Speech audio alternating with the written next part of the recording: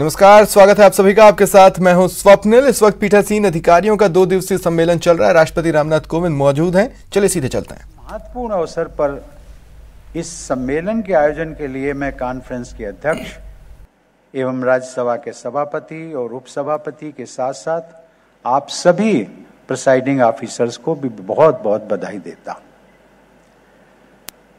वर्ष 1925 में श्री विट्ठल भाई पटेल को केंद्रीय विधानसभा का अध्यक्ष चुना गया था। इस पद पर आसीन होने वाले वे प्रथम भारतीय थे। यह एक ऐतिहासिक अवसर था। श्री विट्ठल भाई पटेल गुजरात के प्रसिद्ध वकील, स्वतंत्रता सेनानी और सरदार वल्लभ भाई पटेल के बड़े भाई थे। वे गुजरात की माटी से उपजे राष्ट्र निर्माताओं में से एक प्रमुख विभूति थे। स्वतंत्रता प्राप्त होने के बाद वही केंद्रीय विधानसभा लोकसभा में परिवर्तित हो गई। यह एक और भी सुखद संयोग है कि भारत की पहली लोकसभा के स्पीकर श्री गणेश वासुदेव मावलंकर का जन्म भी गुजरात में हुआ था। भारत की संसदीय प्रक्रिया की सफलता में श्री मावलंकर के योगदान के लिए हम श्रद्धा व आदर से उनका स्मरण करते हैं। आदरणीय पीठासीन अधिकारीगण, पहली लोकसभा के अध्यक्ष के रूप में मावलंकर जी ने देश के लोकाचार के अनुरूप प्रक्रियाएं और परंपराएं निर्धारित की। वे स्वयं सदन की मान मर्यादाओं का पालन करते थे तथा दूसरों से भी इनका दृढ़ता से अनुपालन करवाते थे। उनका मानना था कि संसद और राज्यों के विधानमंडल, जिसमें कि विधानसभाएं और विधान परिषद भी शामिल हैं, जनहित की सिद्धि के लिए सर्वोच्च मंच होते हैं और सभी सदस्यों को अपने राजनैतिक मतभेद भुलाते हुए कंसेंसस से यानी आम सहमति से जनहित का उद्देश्य प्राप्त करना चाहिए। मावलंकर जी के शब्दों में यदि हम कहें तो मैं उन्हें कोट करना चाहूंगा। उन्होंने कहा था, each one of us has to remember that howsoever great the difference in viewpoints and methods, we are all meeting here as representatives of the nation for one common cause, which, in the language of the preamble to the Constitution, is to secure to all its citizens justice, liberty, equality and fraternity. Unquote. उपस्थित पीठासीन अधिकारीगण, आज जब विश्व के अनेक देशों में लोकतांत्रिक संस्थाओं पर सवाल उठाए जाने लगे हैं, तब भारत की मिट्टी में लोकतंत्र की प्राचीन जड़ें और भी मजबूत हो रही हैं। चलिए बढ़ते हैं आगे। समाज की सुरक्षा का जिम्मा उठाने वाले कंधे जब शराब के नशे में धुत होकर सड़कों पर दिखें तो अंदाजा लगाया जा सकता है कि समाज कितना सुरक्षित होगा। ऐसा ही एक नजारा उदयपुर के उदियापोल बस स्टैंड में देखने को मिला, जहां नशे में धुत एक पुलिसकर्मी कभी इधर तो कभी उधर झूमता नजर आया। इस दौरान वहां मौजूद कुछ लोगों ने पुलिसकर्मी का वीडियो बनाकर सोशल मीडिया पर वायरल कर दिया।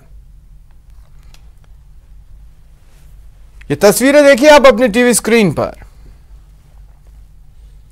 न चलते बन रहा है न रुकते बन रहा है, खाकी पहनी है शरीर पर, लेकिन नशे की खुमारी में डूबे हैं। शुक्र मनाना चाहिए इनको कि आसपास कुछ ऐसे लोग थे जिन्होंने तस्वीरें सिर्फ मोबाइल कैमरे से कैद की। अगर बदमाश होते वहां पर तो फिर इनका क्या हश्र होता, नशा उतार दिया जाता। शुक्र उन्हें भी मनाना चाहिए जो लोग वहां पर मौजूद हैं, क्योंकि अगर उस जगह पर किसी तरह के क्राइम की घटना को अंजाम दिया जा रहा होता तो ये जनाब उनके बचाव में वहां कुछ नहीं कर पाते। तो देखिए सड़क पर झूमते घूमते इस पुलिस वाले को जो नशे में धुत है।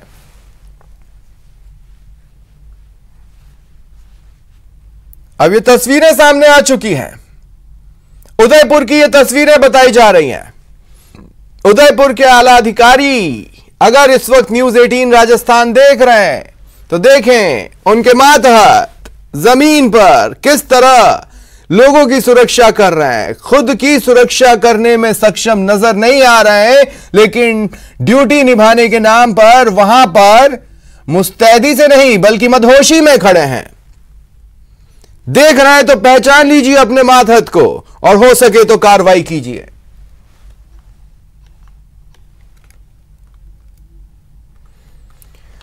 और बाड़मेर से बड़ी खबर है, यहां मतदान के बाद दलितों पर हमला हुआ। दरअसल अपने पक्ष में वोट करवाने की कोशिश के तहत इन्हें धमकियां दी गईं और पक्ष में मतदान नहीं होने की जानकारी पर हमला कर दिया गया। एक गुट ने दूसरे गुट पर हमला किया। 7-8 लोग इस घटनाक्रम में घायल हुए, जिन्हें राजकीय अस्पताल में भर्ती करवाया गया। इलाज जारी है। 23 नवंबर को देर शाम यह घटना सामने आई। गडरा रोड थाना क्षेत्र के बुठिया गांव में यह घटनाक्रम सामने आया है। वोट देकर जब घर लौट रहे थे तो उन पर वहां पर हबीब नाम का वहां जो शराब का तस्कर है, सरादीन है जो शराब का तस्कर है, और भी अन्य देशद्रोही गतिविधियों में वो लिप्त है। उस व्यक्ति ने अनुसूचित जाति और जनजाति के लोगों पर हमला किया, और हमला तो किया एक 60 वर्ष की बुजुर्ग महिला के एक घुटने की पटेला बोन वो टूट गई है और कुल्ले की हड्डी टूट गई है, और 4 औरतों को बुरी तरह से पीटा और पुरुषों को बुरी तरह से, जो भी बीच में आया छुड़ाना उनको भी बुरी तरह से पीटा।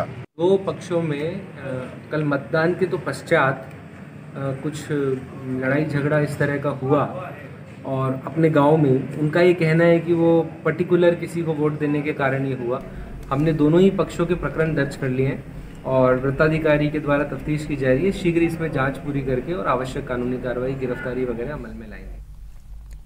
कोटा से बड़ी खबर है, यहां एक युवक पर चाकू से हमला कर दिया गया। हमले में युवक की मौत हो गई। बताया जा रहा है कि यह युवक घर के बाहर मौजूद था, जहां बदमाशों ने इस पर चाकू से हमला कर दिया। 24 घंटे में चाकूबाजी की 3 वारदातें सामने आ चुकी हैं इलाके में।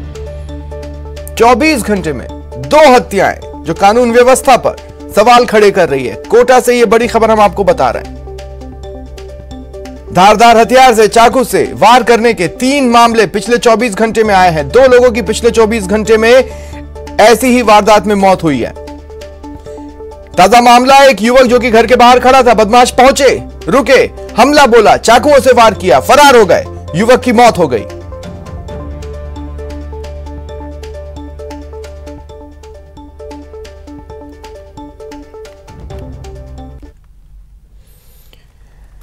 खबर धौलपुर से है, जहां रफ्तार के कहर ने 2 लोगों की जिंदगियां निगल ली। अस्पताल में ये अफरा तफरी मची है सड़क हादसे में जख्मी हुए लोगों के पहुंचने की वजह से। धौलपुर के सदर अस्पताल में इलाज के लिए भर्ती हुए ये लोग नेशनल हाईवे 3 पर मुस्तफाबाद गांव के पास उस वक्त हादसे का शिकार हुए थे जब इनकी ट्रैक्टर ट्रॉली को पीछे से आ रहे एक ट्रक ने टक्कर मार दी थी। ट्रक की टक्कर से ट्रैक्टर ट्रॉली पलट गई थी और उसमें बैठे 15 से ज्यादा लोग जख्मी हो गए। जख्मी लोगों को पुलिस सदर अस्पताल लेकर आई, जहां इलाज के दौरान 2 लोगों की मौत हो गई। पुलिस ने इस मामले में ट्रक चालक के खिलाफ केस दर्ज कर हादसे की जांच शुरू कर दी है। करीब 20-25 आदमी गांव ढूंढ के पास से भात देने के लिए काम तस्वीर जा रहे थे, तो मुस्तफाबाद के पास में एक टैंकर में, एक अज्ञात वाहन में टैंकर में पीछे ट्रैक्टर में टक्कर मार दी, जिससे लोग घायल हुए, कुछ 2 की मौके पर मौत हुई। खबर झुंझुनू से है, जहां सड़क निर्माण में देरी पर लोगों का गुस्सा फूट पड़ा। सड़क जाम कर नारेबाजी कर रहे ये लोग इस बात से नाराज हैं कि टेंडर होने के बाद भी इनके इलाके में सड़क बनने का काम शुरू नहीं हुई है। सड़क जाम और नारेबाजी की ये तस्वीरें झुंझुनू से बाकरा जाने वाली सड़क की है। इस सड़क की हालत खस्ता है और कई जगह यहाँ पानी भी जमा हुआ है। खराब सड़क और सड़क पर पानी भरने की शिकायत के बाद सरकार ने यहाँ सड़क बनाने का फैसला कर टेंडर भी कर दिया, लेकिन प्रशासनिक लापरवाही की वजह से सड़क बनाने का काम शुरू नहीं हो पाया और इसी वजह से लोगों ने यहाँ जाम लगाकर नारेबाजी शुरू कर दी। हालांकि कुछ देर बाद तहसीलदार के समझाने के बाद लोगों ने जाम हटा लिया। कोटा से बड़ी खबर है। गुमानपुरा थाना पुलिस की बड़ी कार्रवाई सामने आई। देसी कट्टा और कारतूस बरामद हुआ है। एक बदमाश पकड़ में आया है जिसके पास से ये देसी कट्टा और कारतूस मिला। फिलहाल पुलिस इस बदमाश से पूछताछ में जुटी है।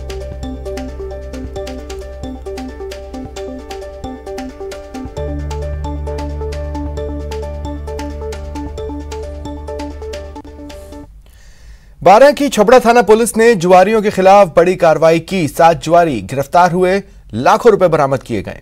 स्थानीय थानाधिकारी को गश्त के दौरान बड़े लेवल पर जुए की बात पता चली।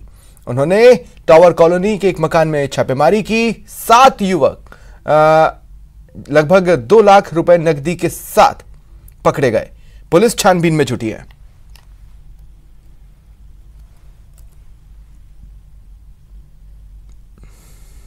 बारां डॉक्टर रवि सब्रवाल द्वारा सभी थानाधिकारी और वृत्ताधिकारियों को अपराध नियंत्रण के लिए निर्देश दिए गए हैं, जिसमें सभी आपराधिक गतिविधियों की रोकथाम के लिए आज छबड़ा पुलिस थाना के थानाधिकारी रामानंद यादव को एक सूचना मिली थी कि टावर कॉलोनी में कुछ लोग ताश पत्ती पर जुआ खेल रहे हैं। इस पर उनके द्वारा जाब्ते के साथ में दबिश दी गई। 7 लोगों को गिरफ्तार करके 1,77,000 रुपए की जब्ती की गई है और सभी लोगों को गिरफ्तार किया गया है। आगे भी बारां पुलिस द्वारा जुआ और सट्टे के खिलाफ कार्रवाई जारी रहेगी। बारां के अंता में चोरी करने के दौरान चोरों का जैकेट घटनास्थल पर छूट गया। बाद में चोरों ने घर के मालिक को फोन कर अपनी जैकेट की मांग की। आश्चर्यजनक घटना है अंता कस्बे की। पीड़ित धनालाल मेघवाल के घर चोरों ने सोमवार को चोरी की और अपना जैकेट वहीं भूल गए। बाद में जब जैकेट के घटनास्थल पर छूटने की याद आई तो धनालाल को फोन कर कहा कि उसका जैकेट लौटा दें। बाद में पुलिस ने मामला दर्ज कर जांच शुरू की, लेकिन चोरों का फोन आने के बाद परिवार डरा हुआ है। नींद खुल गई तो वो मेरे को देख के भाग गया। तो वो भाग के कारण हो कि दरकीन वहां अंदर कमरा में रही। तो रही तो वहां थोड़े भाग गया तो दूर चल गया। तो फिर वापस मेरे फोन कर दे। तो उस फोन पर इसी जगह तो मैं वहां पूछ गया। वहां पूछ गया तो वो न मिला। वो न मिला तो वो डायरेक्ट थाना में चल गया। रिपोर्ट दर्ज करा दी वाइस नंबरा का नाम से। 2 दिन हो गया तो उसकी कोई कार्रवाई नहीं हाल तक। प्रतापगढ़ की जेलों से जारी क्रिमिनल एक्टिविटी पर रोक लगाने और जेलों में मोबाइल के साथ नशे की सामग्री के प्रवेश पर रोक लगाने के लिए प्रशासन ऑपरेशन फ्लश आउट चला रहा है। 31 दिसंबर तक चलने वाले इस अभियान के तहत जेलों पर प्रशासन की विशेष नजर रहेगी। निषिद्ध वस्तुओं की होने वाली तस्करी को रोका जाएगा। समय समय पर तलाशी ली जाएगी। बरामद वस्तुओं के खिलाफ संबंधित थाने में मामला दर्ज होगा। हाल में इसी ऑपरेशन के तहत 5 मोबाइल फोन, अन्य नशे की सामग्री बरामद हुई, जिस पर मामले भी दर्ज हुए थे। अब एक बार फिर ऑपरेशन को सफल करने में स्थानीय प्रशासन जुट गया है।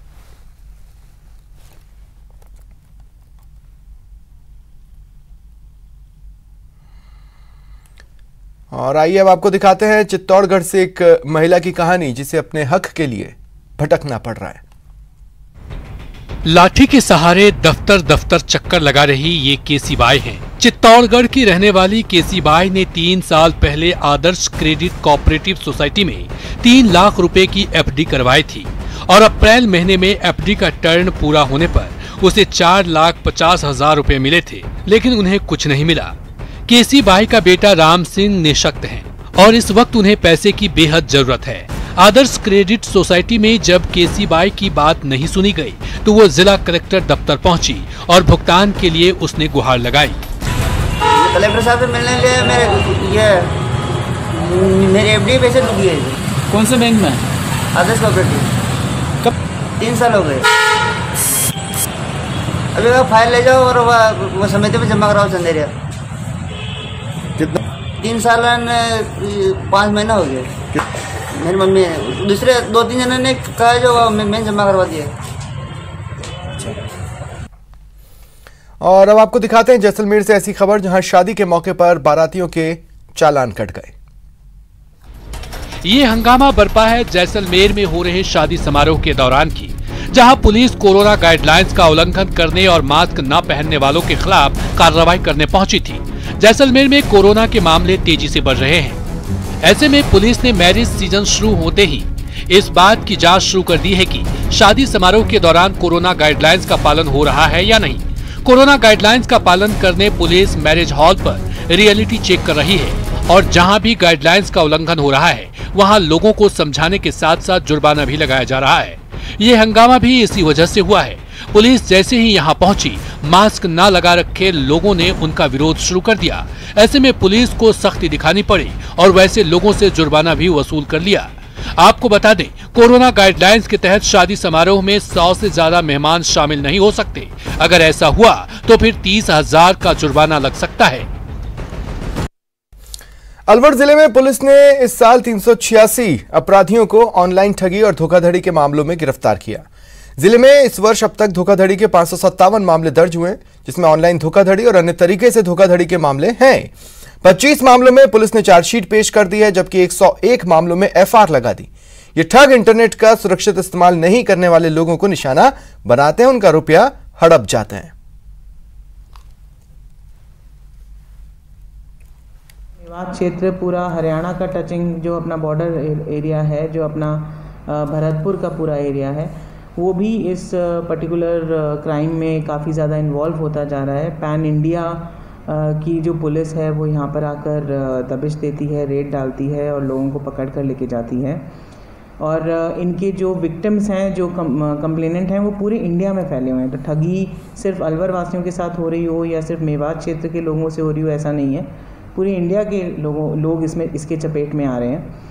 हालांकि लगातार अलवर पुलिस की तरफ से काफ़ी मामलों में दर्ज किए गए हैं, बल्कि काफ़ी मामलों में हमने लोगों का पैसा वापस भी दिलाया है तुरंत कार्रवाई करते हुए।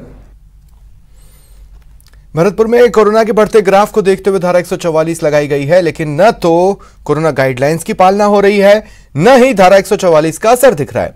तस्वीरें आप देख सकते हैं किस तरह शहर की ग्रामीण हाट में लगने वाली भीड़, लोगों की भीड़ आम दिनों की तरह ही नजर आ रही है। लोगों की भीड़ के बीच सोशल डिस्टेंसिंग तो बहुत दूर की बात है, मास्क भी दिख जाए तो गनीमत समझें, लेकिन ऐसा कुछ भी नहीं।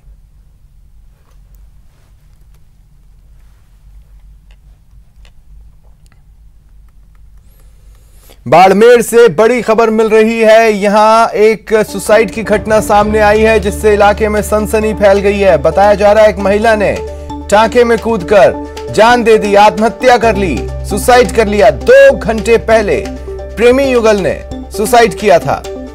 ये बड़ी खबर हम आपको बता रहे हैं। एक महिला ने टांके में कूदकर खुदकुशी कर ली।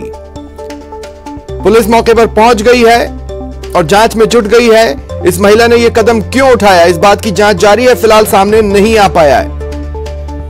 और बता दें, इस घटना के सामने आने के कुछ घंटे पहले ही, लगभग 2 घंटे पहले, एक प्रेमी युगल ने भी आत्महत्या की थी। जिस घटना की फिलहाल हम बात कर रहे हैं वो है टांके में कूदकर महिला की आत्महत्या की। ये बाड़मेर के एक गांव में सामने आया है।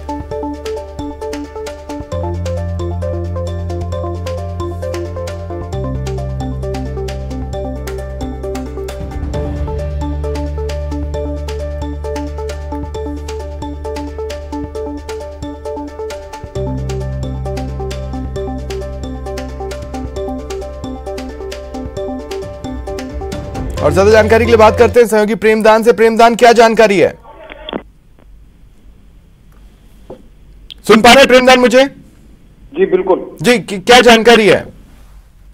देखिए, मैं बताना चाहूंगा कि बाड़मेर जिले के चौहटन थाना क्षेत्र में सुबह से करीब 2 आत्महत्याओं की घटनाएं सामने आई, जिसमें 3 लोगों की मौत हुई। एक तो प्रेमी युगल ने सुसाइड किया है और दूसरा एक विवाहिता ने टांके में कूद करके सुसाइड किया, जिससे एक बार फिर चौहटन जो इलाका है, जहां पहले भी इस तरीके के दाग लगे हैं कि यहाँ सुसाइड के केस बहुत ज्यादा होते हैं, एक बार फिर वापस चौहटन में ही इस इलाके में एक साथ 2 आत्महत्या की घटनाओं ने अपने आप में सभी लोगों को थर्रा दिया है। लोग बहुत डरे सहमे हैं। जी, सुसाइड की वजह सामने आई है? देखिए, विवाहिता का सुसाइड की जो अभी तक वजह नहीं आई है, लेकिन जो प्रेमी युगल ने सुसाइड किया उसकी साफ तौर से वजह ये है कि दोनों अलग अलग समुदाय के थे। इसी वजह से उनका जो विवाह होना नहीं हो पा रहा था, इसीलिए उन्होंने मौत को गले लगाया। तो ये अपने आप में बाड़मेर के लिए बहुत दुखदायी घटना है कि लगातार इस तरीके के केस सामने आ रहे हैं। लोगों के, हालांकि प्रशासन के स्तर पे, पुलिस के स्तर पे काउंसलिंग भी होती है, लेकिन गांवों में जो लोग अलग अलग बैठे हैं वो जब शादी के बंधन में नहीं बंध पाते हैं तो उनको आखिरकार मौत को गला लगा देते हैं। जी स्वप्न। चलिए, शुक्रिया तमाम जानकारी के लिए। उम्र छोटी काम बड़े, कहते हैं कि एक जीनियस की झलक उसके बचपन में ही मिल जाती है। वो किसी भी फील्ड में जीनियस बन सकता है, खेल में, पढ़ाई में, आर्ट में या किसी और ही क्षेत्र में। वो शायद आपके आसपास हो या फिर दूर, पर अगर आप जानते हैं किसी ऐसे इंडियन को जो यंग है, जीनियस है और जिसे आना चाहिए दुनिया के सामने, तो आज ही रजिस्टर कीजिए news18.com/younggenius या बायजूस ऐप डाउनलोड करें और यंग जीनियस सेक्शन विजिट करें। बायजूस यंग जीनियस न्यूज 18 की एक पहल। चलिए रुकते हैं ब्रेक के लिए। झुंझुनू के नवलगढ़ के तोगड़ा कला गांव में पायलों की जोहड़ी में पंचायत समिति के वार्ड नंबर 25 से कांग्रेस प्रत्याशी दिनेश सुंडा को ग्रामीणों ने केलों से तोला। इस मौके पर सुंडा ने कहा कि विधायक डॉक्टर राजकुमार शर्मा के नेतृत्व में नवलगढ़ विकास के नए आयाम स्थापित कर रहा है। उसी को आगे बढ़ाने के लिए पंचायत समिति में भी कांग्रेस का प्रधान बनाना जरूरी है। दिनेश ने इस दौरान समर्थकों से कांग्रेस के प्रत्याशी को वोट देकर विजयी बनाने की अपील की।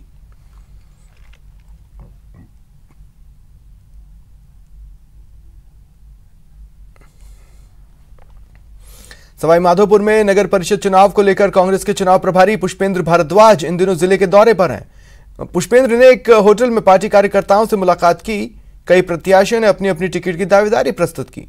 साथ ही प्रत्याशियों ने नाच गाकर उन्हें प्रभावित करने की भी कोशिश की ताकि टिकट उन्हें मिल जाए। सभी प्रत्याशी अपने अपने समर्थकों के साथ चुनाव प्रभारी से मिलने होटल पहुंचे।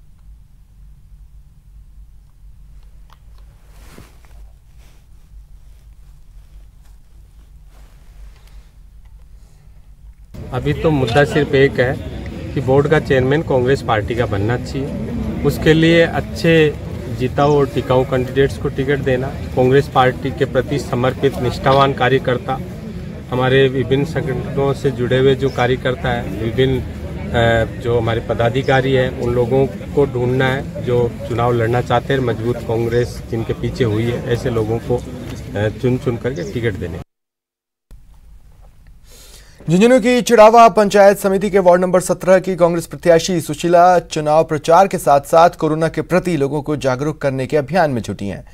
सुशीला चुनाव प्रचार करने के अलावा समर्थकों और लोगों के घर जाकर कोरोना से बचाव का संदेश दे रही हैं।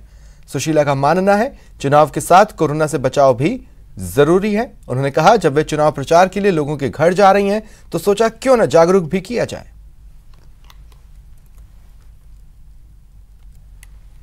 पंचायत समिति चिड़ावा से पदमपुरा से सुशीला बोल रही हूँ, वार्ड नंबर 17 से।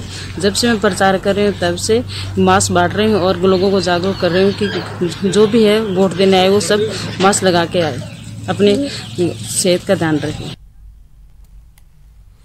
राजधानी जयपुर में फीस मामले में आंदोलन कर रहे अभिभावकों ने सद्बुद्धि यज्ञ किया।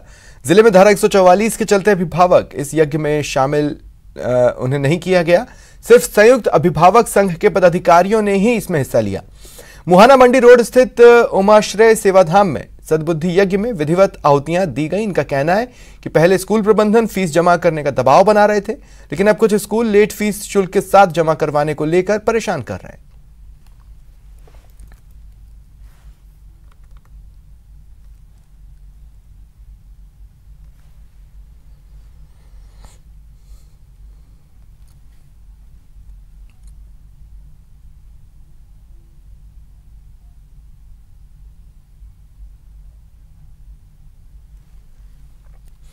आज देवोत्थान एकादशी है। दौसा में आज से शादियों का सिलसिला शुरू हो गया है। चारों तरफ दूल्हे के लिए कारों के सजाने का सिलसिला जारी है, लेकिन कहीं भी लोग कोरोना गाइडलाइंस का पालन करते नजर नहीं आ रहे। दूल्हा घोड़ी पर सवार है, शादी की धूम है और प्रशासन का दावा है कि एक जगह पर ज्यादा लोगों की भीड़ जमा नहीं होगी, लेकिन ऐसा दिख नहीं रहा है। दूल्हे की सजती गाड़ियों और शादियों के लिए चल रही तैयारी का जायजा लिया संवाददाता आशीष शर्मा ने। एकादशी है और कोरोना काल में आज का दिन सबसे बड़ा दिन है, क्योंकि यहाँ पर आज बहुत अधिक संख्या में शादियाँ होने जा रही हैं। शाम के समय लाखों की संख्या में लोग एकत्रित होंगे शादियों में, और यहाँ पर जो शादियों के लिए जो गाड़ियाँ हैं वो सज रही हैं, लेकिन कोविड-19 का जो गाइडलाइन है उसकी यहाँ पालना नहीं हो रही है। यहाँ जो लोग हैं वो बिना मास्क लगाए गाड़ियों को सजा रहे हैं। ऐसे में यहाँ पर कोविड-19 की गाइडलाइन का उल्लंघन हो रहा है। साथ ही शाम के समय जो शादियां होंगी उसके लिए प्रशासन ने व्यापक तैयारियां कर रखी हैं, लेकिन लोगों से बार बार अपील की जा रही है कि लोग कम से कम शादियों में जाएं, ज़रूरी होने पर ही शादियों में जाएं और 100 से अधिक लोगों की भीड़ शादियों में एकत्रित नहीं। और चलिए रुकते हैं एक ब्रेक के लिए।